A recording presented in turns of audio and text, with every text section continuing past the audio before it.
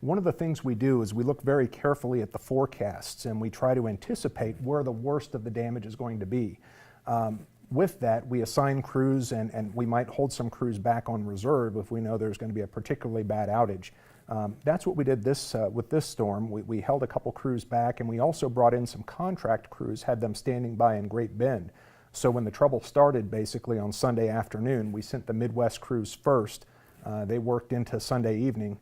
And of course today, Monday, it's just gone crazy. As the ice has melted, it's brought down additional lines all over the service area. So all the Midwest crews are out. We've got a dozen contract crews that are in helping us.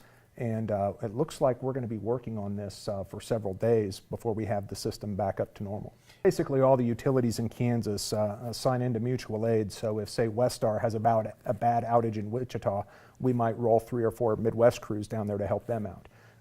What we've done for this outage is we brought in contract crews from Ward Electric and Par Electric.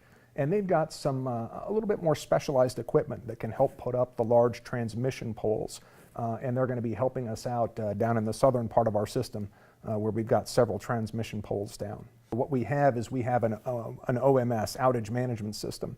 And as certain circuits open up, indeed, you have a map and it says, hey, somewhere along in this general area, you might have 300 or 400 customers that are out.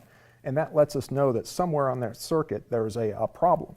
So the first thing we'll do is we'll send crews out to patrol the lines to look for obvious things like breakage on a crossarm, or maybe a tree that's laying on some wires, or even a pole that's broken off.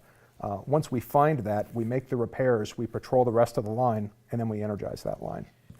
Just an inch of ice on a line between 2 spans, which is about 300 feet between 2 poles, adds about 1,000 pounds of weight to that section. So if you consider a pole here that's got wires going both directions, it's got an extra 2,000 pounds of weight. A ton per line on that crossarm. So it's easy to see how those crossarms can fail under such loading conditions. Fortunately, they're designed to stand up to a fair amount of ice. Where it becomes problematic is when you get a little bit of wind. And it's what we call galloping, and that's when those lines start to whip up and down, just like a jump rope. You know, if you're holding the end of a jump rope and I snap it real hard, you're certainly going to feel that at the other end. And that's what happens to the system, is it basically shakes itself until it breaks.